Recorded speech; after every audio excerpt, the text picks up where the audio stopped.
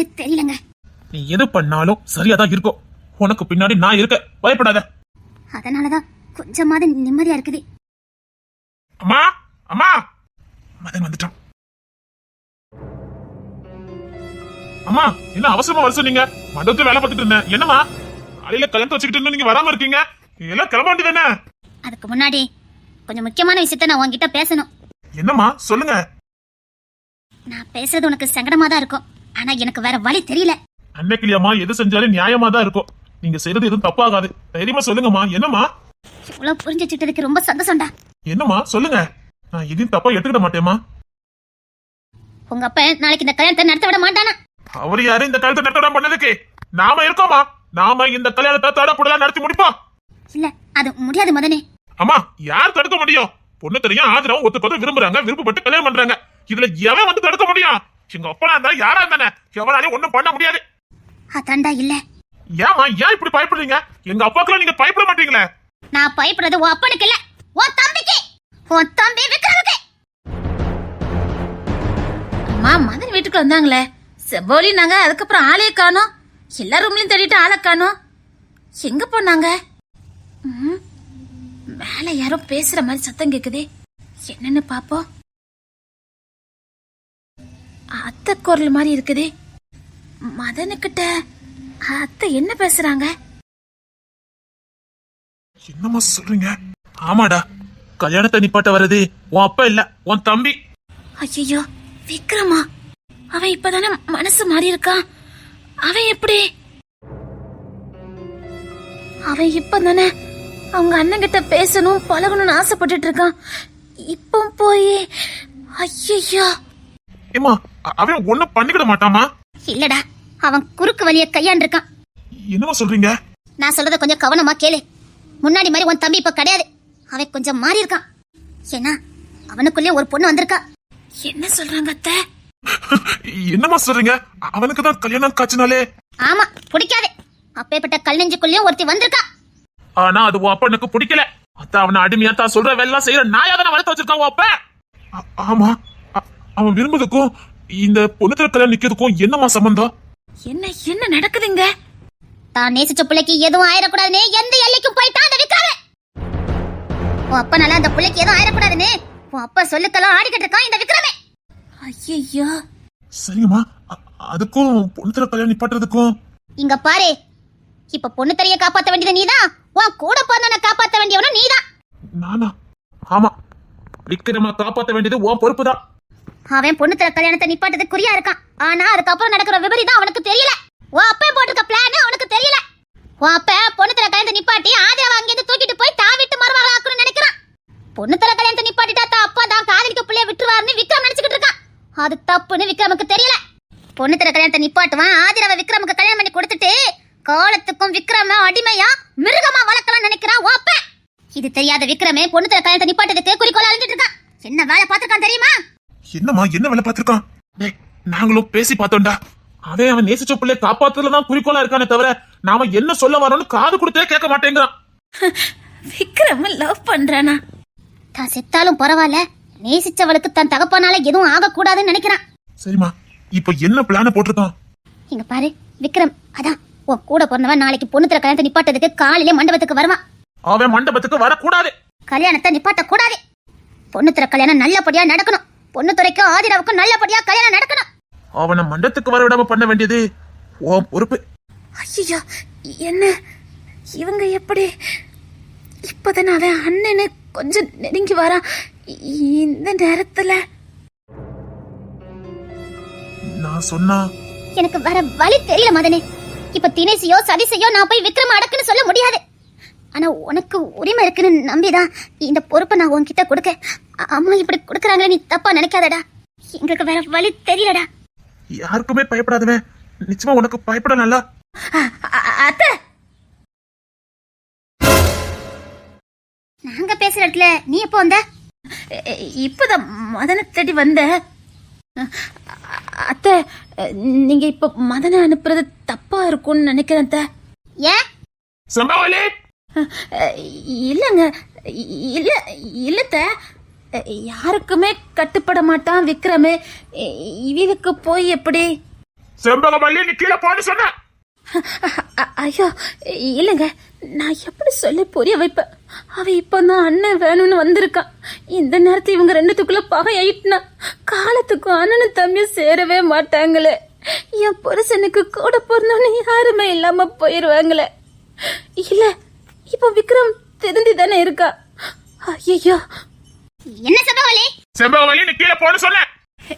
இல்லத்த விக்ரம். விக்ரமுக்கு என்ன? ஐயோ விக்ரம் இங்க வந்தது பேசுனதெல்லாம் அத்தைக்கு தெரிஞ்சதுன்னா அவ்வளவுதான். ஒன்றும் இல்லத்த, நான் கிளம்புறேன். விடுங்கம்மா, நான் பாத்துக்கிட்டேன். அந்த விக்ரம் தானே, அவனை நான் பாத்துக்கிட்டேன். நான் அவங்கிட்ட சண்டை போட சொல்லல, பேசி பாரு. நம்ம பக்கம் இருக்க நியாயத்தை சொல்லு. மருமக என்னமோ சொல்ல வந்தாலே. விக்ரம மருமக பாத்துருப்பாளா, பேசிருக்காளா? என்னமோ சொல்ல வந்தா. இங்க பாரு, எனக்கு வேற வழி தெரியல. கல்யாணம் முடியற வரைக்கும் விக்ரம் அங்க வரக்கூடாது. அவனை நீதான். பொண்ணு திற கல்யாணம் நல்லபடியா நடக்குமா? என் உசுர கொடுத்தாது பொண்ணு திற கல்யாணத்தை நான் நடத்துவேன். விக்ரம் அங்க வர மாட்டான், வரவே மாட்டான். ஐயோ, சாந்தமா இருந்தோன்னு நானே இப்ப முரடனாக்கிட்டு இருக்கேன். எனக்கு வேற வழி தெரியல. விக்ரம் கிட்ட நான் பேசி பார்த்தேன், அவனுக்கு புரிய மாட்டேங்குதே. சொன்னா கேளுடா, இப்ப நீ நிதானத்துல இல்ல. இப்ப நீ போவது சரியில்லை சொல்லிட்டேன். விடுங்கம்மா, வாழ்க்கையே போகுது. இதுல நான் இருந்தா என்ன போன என்ன?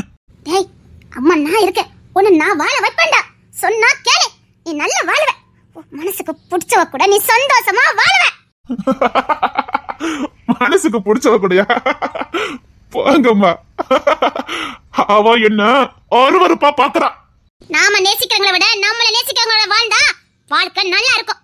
நான் எதுக்காக சொல்ல வரேன்னு உனக்கு இப்ப புரியாது, வாழும்போது உனக்கு புரியும். நான் வாழவே விருப்பம் இல்லைன்னு சொல்லிக்கிட்டு இருக்கேம்மா. டேய், உன் அப்பா சொல்லிக்கு இனி நீ ஆடாத. நான் சொன்னா கேளு. அவர் ஒரு சுயநலவாதிடா. அவருக்கு அவர் சந்தோஷம் மட்டும்தான் முக்கியம். உன் அப்பனை பத்தி என்னடா தெரியும்?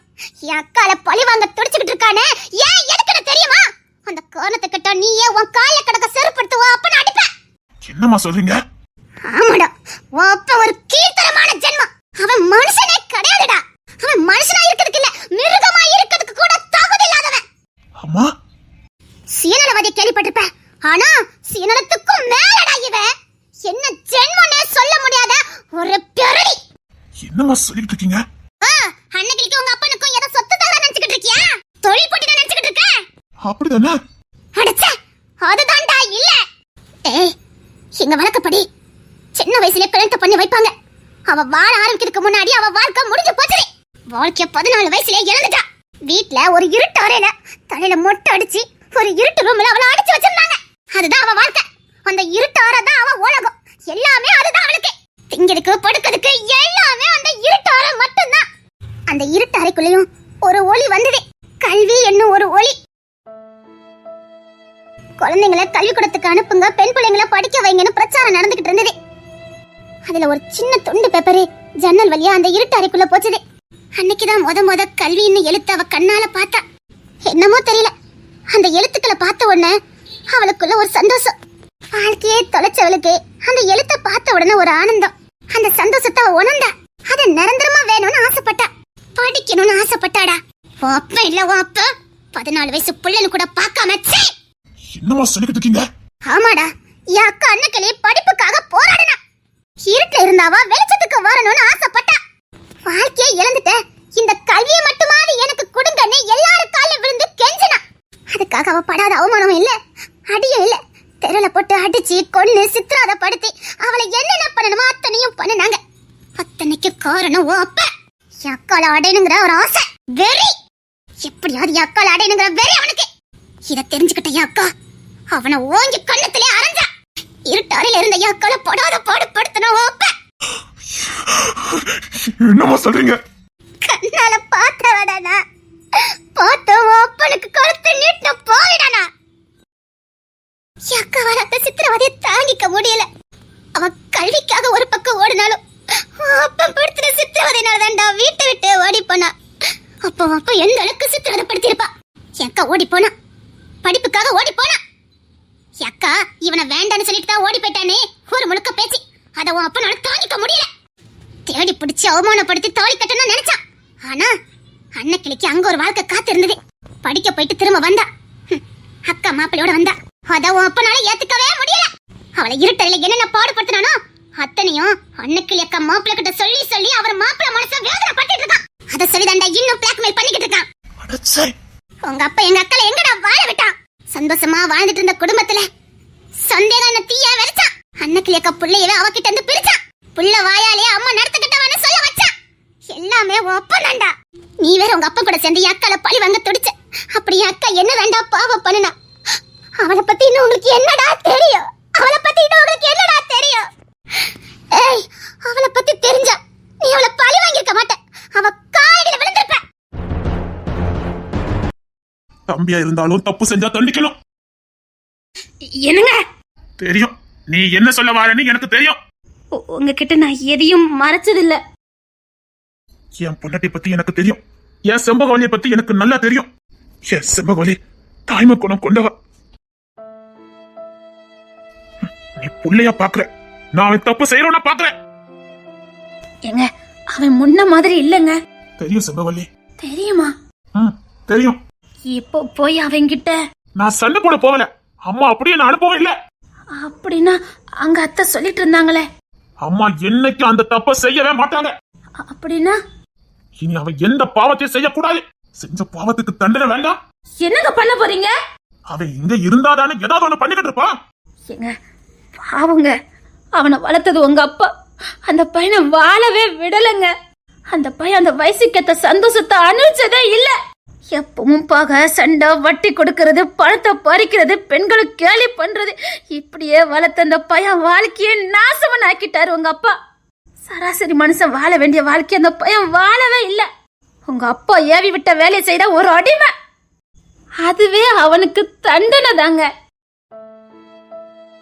இதுக்கு மேலே நாம தண்டனை கொடுக்கணுமா? அவன் வாழவே இல்லைங்க. இப்ப வாழணும்னு ஆசைப்படுறான். இப்ப போய் எல்லாரும் தண்டனை கொடுக்க நினைக்கிறீங்களே, என்னால தாங்கிக்க முடியலங்க. அந்த பையன் வாழணும். அவன் நமக்கு புள்ள மாதிரி தானே. அவனை எதுவும் பண்ணாதீங்க ப்ளீஸுங்க. தாய்மை குணத்துக்கு ஒரு அளவே இல்லையா? ஏங்க, அவனை நான் பார்த்தேங்க. இந்த கையால தான் எனக்கு சோறு உருட்டின. இப்போ என் புருஷனே போய் அவனை ஏதாவது நீ அவன் மேல இறக்க போடுற, பாசம் காட்டுற. நான் என் தம்பி மேல எந்த பழி பாவமும் வந்துடக்கூடாதுன்னு நினைக்கிறேன். அவன் வாழ வேண்டிய சின்ன வயசுல பிரிக்கிறதுக்கு என்னென்ன பண்ணுவோம் அத்தனை பண்ணிக்கிட்டு இருக்கான். நாளைக்கு கல்யாண பந்தல ஏதாவது ஒரு அவமானம் ஏற்பட்டுச்சுன்னா அது நமக்கும் சேர்த்துதான். அதை மறந்துடாத. அம்மா உசுரோட பார்க்க முடியாது. உனக்கு அம்மா வேணுமா இல்ல விக்ரம் வேணுமா முடிவு பண்ணிக்க. ஏங்க, அவன் நம்ம புள்ள மாதிரிங்க. அவனுக்கு தண்டனை வேண்டாங்க. நான் அத்தை கிட்ட பேசுறேன். அந்த பையன் வாழவே இல்லைங்க. பாவங்க அவன். சரி, அவனுக்கு எதுவும் ஆகாது, நான் பாத்துக்கிறது. அதுக்காக அவன் செய்யறா சரியாயிருமா? அப்போ நான் சொல்றத நீங்க செய்றீங்களா? என்ன? உங்க சட்டத்துல தப்பு செஞ்சவனை விட தப்பு செய்யற தூண்டுறவனுக்கு தானே தண்டனை கொடுக்கணும். ஆமா. இவன் வெறும் அம்பு தானே, தோண்டி விட்டது உங்க அப்பா தானே. ஏன் இவனுக்கு கொடுக்க வேண்டிய தண்டனை உங்க அப்பாவுக்கு கொடுக்க வேண்டியதானே? இல்ல தமிழே, அந்த நல்ல சிவன் உசுரோட இருக்க கூடாது. நீங்க ஏதாவது பண்ணதா உங்க ஒப்பனை பண்ணுங்க. அந்த விக்ரம விட்டுருங்க. மீறி விக்ரமுக்கு ஏதாவது ஆச்சுது என்ன நீங்க உசுரோட பார்க்க முடியாது. இன்னும் அவனுக்கு சோறு விட்டுன கையில ஈரம் கூட எனக்கு காயல. அதுக்குள்ள அவனுக்கு தண்டனை கொடுக்க நீங்க கிளம்பிட்டீங்கல்ல. ஐயோ அக்கா, அத்தை அப்படிலாம் பண்ணிருக்க மாட்டாங்க. செம்பகவலி, இல்ல, நீங்க விக்ரம் ஏதோ பண்ண போறீங்க. எனக்கு தெரியும். என்கிட்ட மறைக்கிறீங்க. அப்படிலாம் பண்ண மாட்டாங்க. இவளுக்கு என்ன ஆச்சுது? பாரு, பாசம் வைக்க வேண்டியதான். அதுக்காக இப்படியா? அவன் செய்யறதா சரியாயிருமா? சரியோ தப்போ அது எனக்கு தெரியாது. அவனுக்கு எதுவும் ஆக கூடாது. செம்பகவல்லி அப்போ விக்ரம பாத்திருக்கா. என்னமோ நடந்திருக்க. செம்பகவல்லி நான் விக்ரமுக்கு இவ்வளவு சப்போர்ட் பண்ணிட்டு இருக்கா. விக்ரமுக்கு செம்பகவல்லி அக்கா கண்டாலே ஆவாது. இப்ப என்ன செம்பகவல்லி அக்கா இப்படி கத்திட்டு இருக்காங்க? செம்பகவல்லி, உனக்கு என்ன ஆச்சுது? அப்ப அவன் செய்யறதா சரியா? நாளைக்கு நம்ம சபையை கூட்டி வச்சு நம்ம அவமானப்படுத்த போறான். என்ன பாத்துட்டு இருக்க சொல்றியா? அவனுக்கு மட்டும் தண்டனை இல்ல, அப்பனுக்கும் சேர்த்துதான். இங்க பாருங்க, விக்ரம் மேல உங்க கை விரல் கூட படக்கூடாது சொல்லிட்டேன். மீறி ஏதாவது அவனை பண்ணிட்டு வந்தீங்க, என்ன உசுரோட பார்க்க முடியாது. என்ன ஆச்சு இவனுக்கு? அப்போ அப்படியே அவளை விட்டுற வேண்டியதானா? என்ன பண்ணனே எனக்கு தெரியல. இவளை மீறி என்னால எதுவும் பண்ண முடியாது. இவ தாய் பாசத்துல மிஞ்சி போயிட்டு இருக்கா. என்ன நடந்தது? ஏன் எல்லாரும் பேசிட்டு இருக்கீங்க? ஒண்ணு இல்ல மீனா, நாளைக்கு பொண்ணுத்திரக்கும் ஆதிராக்கும் கல்யாணம் தானே? ஆமா. பொண்ணுத்திரக்கும் ஆதிராக்கும் கல்யாணம் நடக்கக்கூடாதுக்காக என் அப்பாவும் என் தம்பியும் சேர்ந்து பொண்ணுத்திர யார பழி வாங்கணும்னு துடிக்கிறானோ அவனை நாளைக்கு மண்டபத்துக்கு கூட்டு வரதுக்கு பிளான போட்டிருக்காங்க. என்ன சொல்லிட்டு இருக்கீங்க? அப்ப பொண்ணுத்திர யாருன்னு கண்டுபிடிச்சானா? இல்ல, ஆதிரா அப்பா தேடிட்டு இருக்கான்ல. ஆமா. இப்ப ஆதிரப்பா என் அப்பா கஷ்டத்துல தான் இருக்காரு. என்ன சொல்றீங்க? என்ன சொல்றீங்க? கரெக்டா தாலி கட்டுறதுக்கு முன்னாடி ஆதிரப்பா கொண்டு முன்னாடி நிறுத்துவாரு. அப்பதானே பொண்ணுத்திர ஆக்ரோஷமாவா. அதை பயன்படுத்தி ஆதிராவுக்கும் விக்ரமுக்கும் கல்யாணம் பண்ணி வைக்கலான்னு எங்க அப்பா பிளான போட்டிருக்காரு. ஆத்தாடி, என்ன சொல்றீங்க? விக்ரம காலத்துக்கு அடிமையா வைக்கணும். அதுதான் என் அப்பாவோட பிளான். எங்க அப்பா ஒரே கல்ல பல மாங்காய் அடிக்கிறதுக்கு பிளான போட்டுக்காரு. பிடிக்காத ஆதிராவையும் விக்ரமையும் ஒண்ணு சேர்க்கணும். அத கஜேந்திரனே நடத்தி வைக்கிற மாதிரி பிளான போட்டுக்காரு. அந்த அளவுக்கு கஜேந்திரனை மிரட்டி வச்சிருக்காரு. இப்படி கல்யாணம் பண்ணி வச்சாதானே விக்ரம் கடைசி வரைக்கும் எங்க அப்பா கடுமையா இருப்பான். அவனை ஒரு மன நோயாளியாவே வைக்கிறதுக்கு முடிவு பண்ணிருக்காரு. இதெல்லாம் உங்க அப்பா ஏன் பண்ணனா? அத உங்க அப்பா சொல்ற வேலையை தான விக்ரம் பண்ணிக்கிட்டு இருக்கான். இப்போ அங்கதானே சில திருப்பமுனை வந்திருக்கு. என்ன சொல்றீங்க? அந்த கல்லஞ்சுக்குள்ளயும் ஒரு பொண்ணு வந்திருக்கா. விக்ரம் மனசுக்குள்ளயா? ஆமா, அவனுக்கு இப்ப சராசரியா வாழணும்னு ஆசை வந்திருக்கு. எல்லாரும் மாதிரியும் கல்யாணம் பண்ணி குடும்பம் குட்டின்னு வாழணும்னு ஆசை வந்திருக்கு. எங்க அப்பா விடுவாரா என்ன? எங்க மனசு மாறிட்டா தான் சொல்ற வேலையெல்லாம் செய்ய மாட்டானு பயத்துல இந்த மாதிரி வேலையெல்லாம் பண்ணிக்கிட்டு இருக்காரு. அவருக்கு எப்படியாவது அன்னைக்கு அம்மாவை அவர் கால்கிலே விழ வைக்கணும். அவர் விழ வைக்கலான்னு பார்த்தா அவருக்கு வயசு பத்தாது. அவர் சொல்றதெல்லாம் செய்யறதுக்கு ஒரு அடிமை வேணும். அத விக்ரம் வச்சு முடிச்சுக்கிட்டு இருந்தாரு. இப்போ விக்ரம் மனசு மாறி தானும் வாழணும் ஆசைப்பட்டான். பொறுக்குமா இவருக்கு? அவனும் போயிட்டா அன்னைக்கு அம்மா எப்படி காலை விழ வைக்க முடியும்? அப்படின்னா காலத்துக்கும் இந்த விக்ரம முட்டாளா அடிமையா வைக்கணும். அதுக்கு பிடிக்காத ஒண்ணா அவன் தலையில கட்டணும். பிடிச்சவளை கட்டினாதான் தெரிஞ்சிருவானே. இப்போ நம்ம குடும்பத்தை பழி வாங்கறத விட விக்ரம் எங்க தன்னை விட்டு போயிடுவாங்கிற பயத்திலே எங்க அப்பா இந்த மாதிரி வேலையெல்லாம் பண்ணிக்கிட்டு இருக்காரு. விக்ரம் ஒரு பொண்ணை நேசிக்கிறான். அதனாலதான் இவ்வளவு மனமாற்றம்னு தெரிஞ்சுக்கிட்டு அவரே வலை வீசி தேடிக்கிட்டு இருக்காரு அந்த பொண்ணை. எங்க தன்னால அந்த பொண்ணுக்கு ஏதாவது ஆயிருங்கிற பயத்துல இப்பமா அப்பா சொல்ற வேலையெல்லாம் செஞ்சுக்கிட்டு இருக்கான் இந்த விக்ரமே. அவனுக்கு தெரியல, அது அவனுக்கு அவனே குழி பறிச்சுக்கிட்டு இருக்கான்னு அவனுக்கு தெரியல. இவன் என்னதான் செஞ்சாலும் இவனுக்கு பிடிக்காத வாழ்க்கை தான் எங்க அப்பா கொடுக்க போறாரு. இப்ப கஜேந்திர மாமாவை கடத்தி வச்சிருக்காரு எங்க அப்பா. இப்ப எப்படியாவது அவர் வெளியில கொண்டுட்டு வரணும். இல்லனா கஜேந்திர மாமாவை மிரட்டியே இவர் காரியத்தை சாதிச்சுக்கிடுவாரு. அது சரி, கஜேந்திரன் யாருக்கும் பயப்பட மாட்டாரே, எப்படி? ஏதோ ரகசியமான மறுபக்கம் இருக்குது.